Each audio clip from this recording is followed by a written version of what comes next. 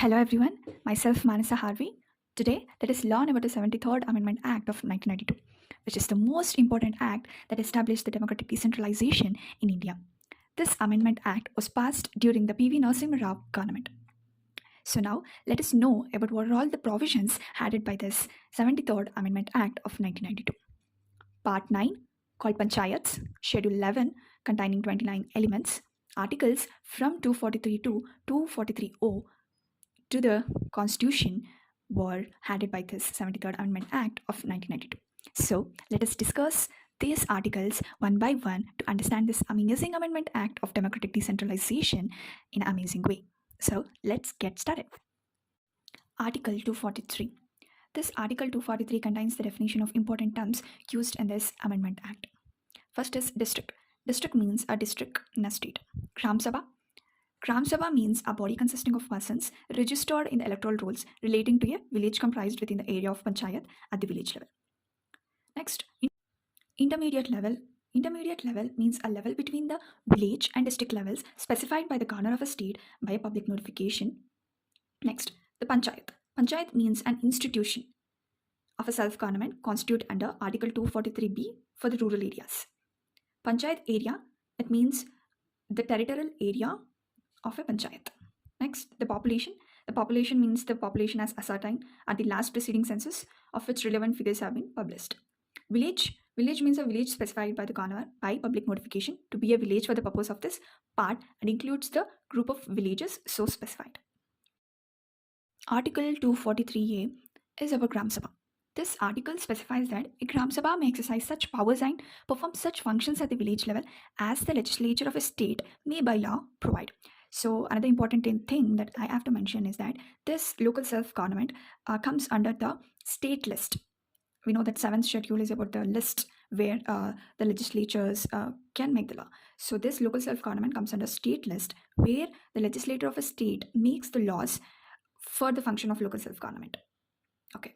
The Article 243B is about Constitution of Panchayats. According to this article, that every state must establish the panchayat at the village level, intermediate level, and district levels in according to the provisions of this part. So there is a one important thing here, that is at the intermediate level, the panchayat can be established when the population of the intermediate level of the panchayat is at least 20 lakhs. If it's not, then we cannot able to establish the intermediate level of panchayat. So intermediate level is referred in a different names in a different state, but in case here in Karnataka, the intermediate level is referred as taluk. Here the 3 tier like panchayat, it's like village panchayat or gram panchayat, taluk panchayat for the intermediate level, and the district it will be like zilla panchayat. So for the different states it will be in a different names as in their regional languages. Article 243C is about the composition of panchayat.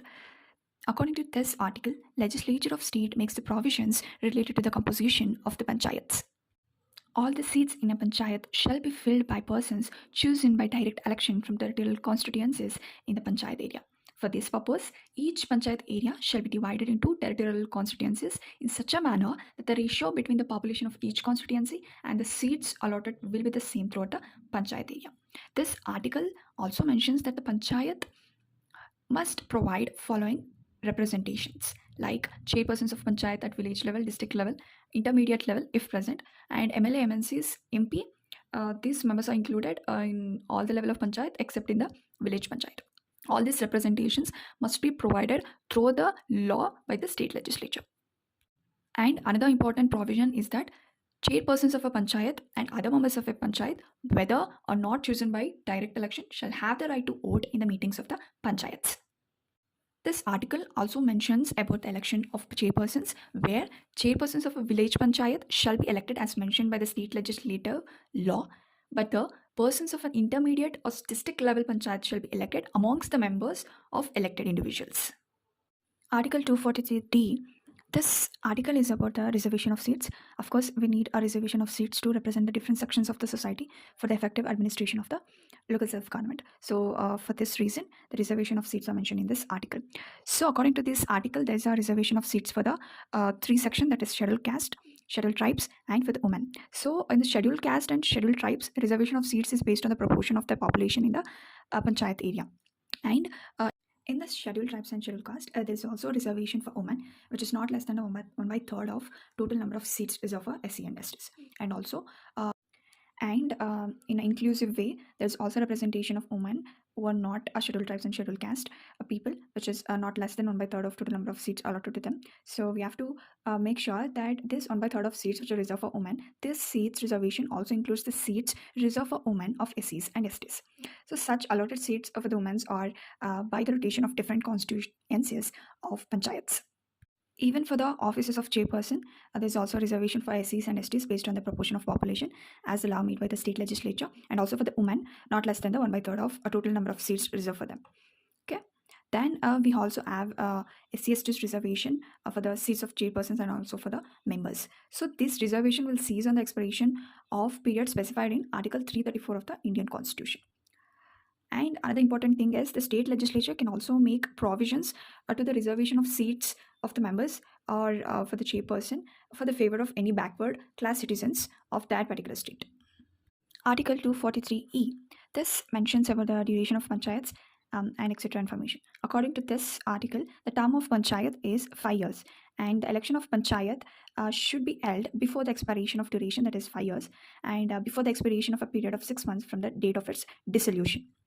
So another very important thing is when the panchayat get dissoluted or when the dissolution of panchayats takes place before the 5 years of its term, the new panchayat formed will just continue the remaining period of the panchayat. It will not continue with the new 5 years. Okay, it just continue the remaining period of the dissoluted panchayat. Article 243F is about the disqualification of members. According to this article, the person would be disqualified under any law for the time being purpose of elections to the legislature concerned. So then the person will also be disqualified for the election of panchayats. And another important thing that the person will not be disqualified on the ground less than 25 years if he already attained the 21 years of age. And the members would be disqualified if they are disqualified under any law of state legislature. And if any questions arises for above provisions, the authority decides based on the law made by the state legislature. Article 243G. According to this article, the state law and constitution provisions endorse the panchayat to function as a self-government. So the powers, authority and responsibilities which are endorsed by state law and constitution provisions are the preparation of plans for economic development and social justice and implementation of schemes for economic development and social justice matters, which are mentioned in the 11th schedule of the Indian Constitution. Article 243H. According to this article, power to impose tax and collect funds by panchayat will be according to the law by the state legislature. So the law by the state legislature will authorize the panchayat to levy, collect taxes, duties, tolls and fees accordance and subjects to such limits as mentioned in the law. So the law also provides making of grants in aid to the panchayat from the consolidated fund of state. It also provides constitution of such funds and also for the withdrawal of such funds collected by the panchayats. Article 243I. According to this article, the Constitution of Financial Commission will be established to review the financial position. The Financial Commission will be constituted by the government within 1 year of the enactment of 73rd Amendment Act of 1992, and after that, every 5 years, the Financial Commission will be constituted by the governor.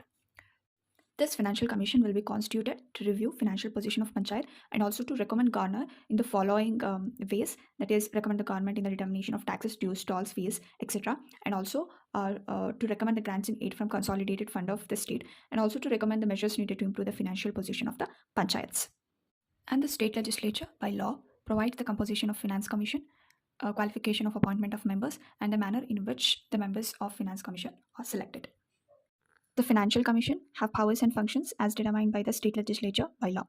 The governor may take every recommendation made by the Financial Commission and prepare a memorandum to the action taken thereon and be led before legislature of state. Article 243J. This is about audit of accounts of panchayats. According to this article, the state legislature by law make provisions with respect to maintenance of accounts by panchayats and also auditing of such accounts. Article 243K. Election to the panchayats. So according to this article, the superintendent's direction and control of preparation of all the electorals and conduct of all the election to panchayat shall be vested in the state election commission. The state election commission, consisting of state election commissioner as such as the governor, may provide by the rule. The state election commissioner is not removed easily. He has some immunities that he can be removed on the grounds as a judge of high court. So he cannot be varied to his disadvantage. And when the state election commissioner requests, the governor of state can make avail of staffs for the state election commission required to perform their function. The state legislature can make all the laws related or connection with election to the panchayats. Article 243L is about application to union territories. According to this article, the administrator in the union territory has the similar power as the governor in the state, and the legislative assembly in a union territory also has the powers and functions as mentioned for the legislature assembly of state. So, provided the president by public notification direct the provisions of this part shall apply to any union territory. Article 243M, this article is about the parts not apply to certain areas.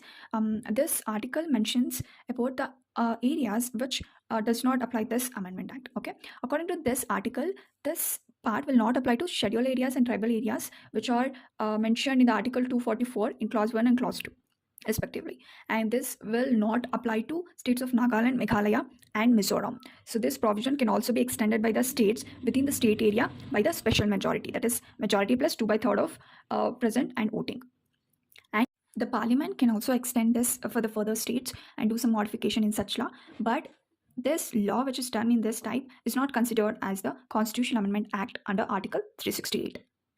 And this law will not apply to hill areas of state of Manipur where the district councils exist under any law for the time being in force. And this part will not apply to hill areas of district Darjeeling in the state of West Bengal. Nothing shall be constructed which affects the functions and powers of Darjeeling Khoka Hill Council constituted under such law. Article 243N. According to this article, the laws and panchayats existed which are inconsistent with the provisions of the 73rd Amendment Act of 1992 will remain until it is amended or repealed by the competitive legislature or authority, or until the expiration of 1 year from the commencement, whichever is earlier, provided that continued until the expiration of duration or resolution passed to the effect by the state legislature. Last but not the least, which is Article 243(o) of the 73rd Amendment Act of 1992. Is about barred interference by courts in electoral matters notwithstanding anything in the constitution. So according to this article, the delimitation constituencies, which is in Article 243K, shall not be questioned by any courts. No election to any panchayats called question except by an election petition presented to such authority or in such manner is provided by law by the state legislature. Measures needed to augment the consolidated fund of state to supplement the resources of panchayat in the state on the basis of the recommendation made by the Finance Commission of State. So this is all about the articles mentioned in the 73rd Amendment Act of 1992. Now let us know about the 29 elements which are added by the 73rd Amendment Act of 1992 to the 11th schedule, which comes under the panchayat. Okay. Now let us learn about the 29 elements or items that are added by the 73rd Amendment Act of 1992 to the 11th schedule of the Indian Constitution. So first one is agriculture, including agricultural extension. Second, land improvement, implementation of land reforms, land consolidations, and soil conservation. Third, minor irrigation, water management, watershed development. Fourth, animal husbandry, dairying, and poultry. Number 5, fisheries. Number 6, social forestry and farm forestry. Number 7, minor forest produce. Number 8, small-scale industries, including food processing industries. Number 9, khadi, village and cottage industries. Number 10, rural housing. 11, drinking water. 12, fuel and fodder. Number 13, roads, culverts, bridges, ferries, waterways, and other means of communication. Number 14, rural electrification, including distribution of electricity. Number 15, non-conventional energy sources, poverty alleviation program.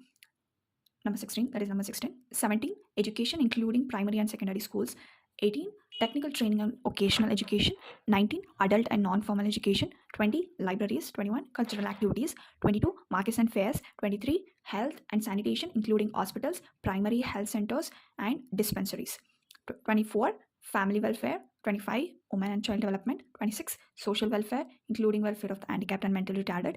27, welfare of the weaker sections, and in particular of the scheduled caste and the scheduled tribes. 28, public distribution system. 29, maintenance of community assets. The another important thing we have to consider here is the higher education is not here. So we have to keep in mind that higher education doesn't comes under local self-government. Okay, here only the education including primary and secondary schools will be included in this 29 elements in the 11th schedule. So yeah, this is all about 73rd Amendment Act of 1992. Hope you enjoyed the class. Thank you.